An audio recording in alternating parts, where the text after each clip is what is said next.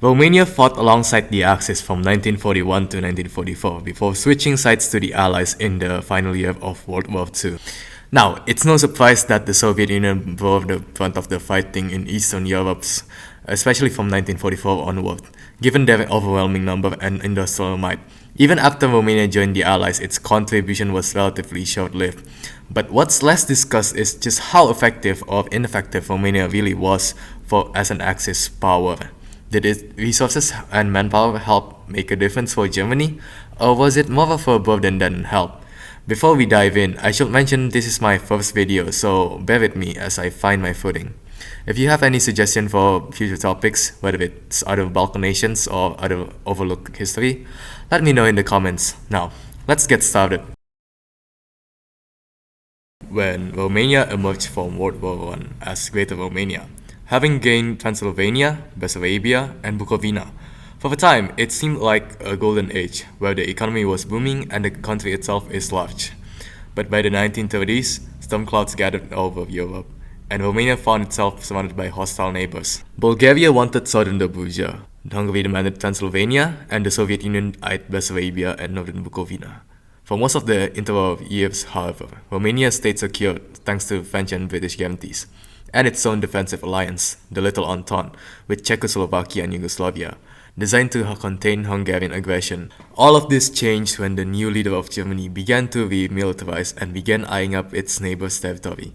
Romania was left extremely isolated in the late 1930s after the Munich Conference and subsequent dismemberment of Czechoslovakia, ending the Little Entente. After that, the Nazis and the Soviets signed the Molotov-Ribbentrop Pact, whereby they agreed to divide Eastern Europe up between the two. As according to the Molotov-Ribbentrop Pact, Bessarabia fell into the Soviet sphere of influence, and the Soviets demanded the territory in 26 of June 1940.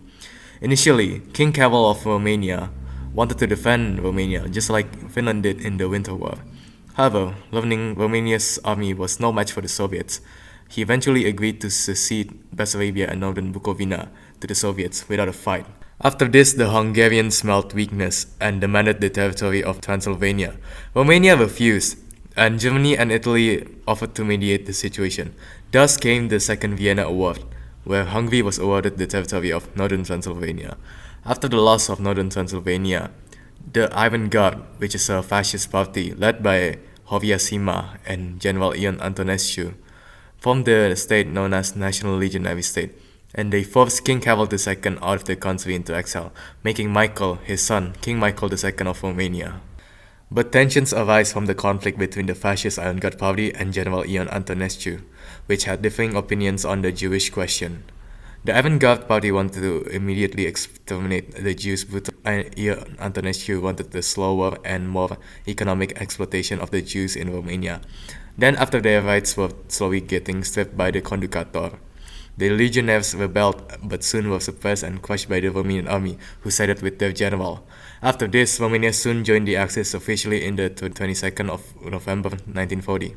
Also, a little footnote, southern Dobruja was given back to the Bulgarians in the Treaty of Craiova.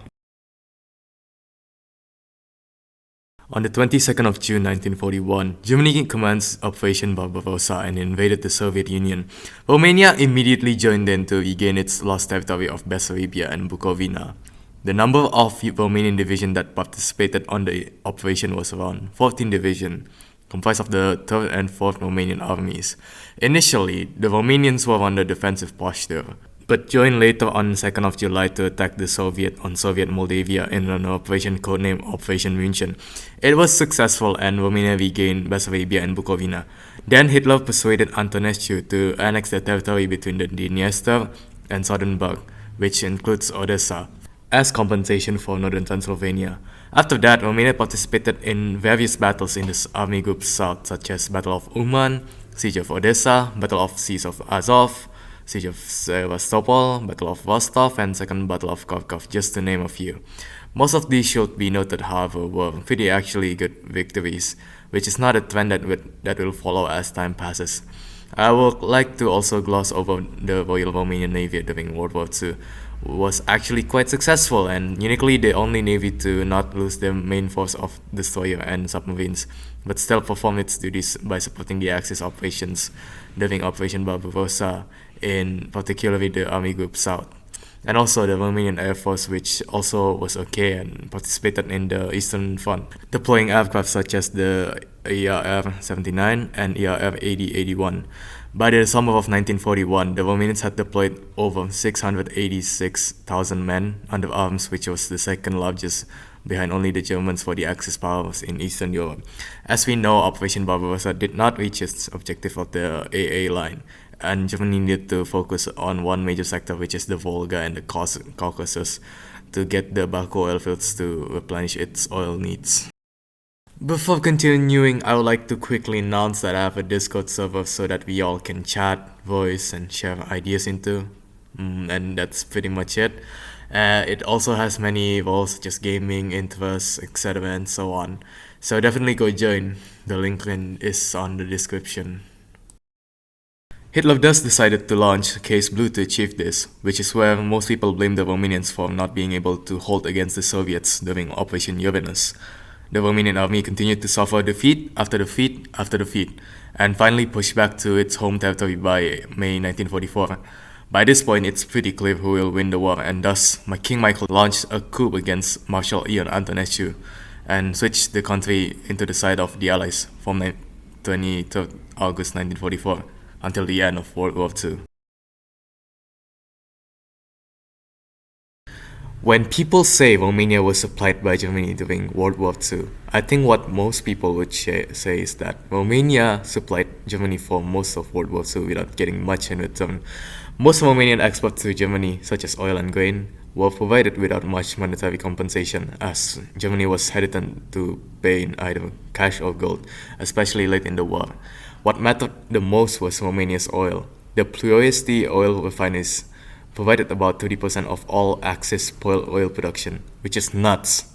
And overall, Romania, as an ally of Germany, can be said to have provided 40 to 50% of Germany's wartime oil needs. That is why the US Air Force stationed at Libya tried to bomb Ploiești's oil refineries in Operation Tidal Wave, which surprisingly was a victory for the Axis. Romania also allowed the transit of German troops to its country through numerous train stations in the country, such as Gara de Nord in Bucharest, served as a transit for points departing for the Eastern Front. From the short history that we just discussed, we can say that Romania did have major flaws, particularly lacking anti-tank guns and many other equipments, and the fact that they switched sides during the conflict. If we are factoring only the military side, the Romanian army was a mixed bag and not as effective as the German armies. However, war is not only fought in the battlefield, but also at home, where Romania played a key part and good support role for the German armies. And had they not supplied Germany with much of the oil and some of the grain and manpower that they needed, the Eastern Front would have collapsed much sooner.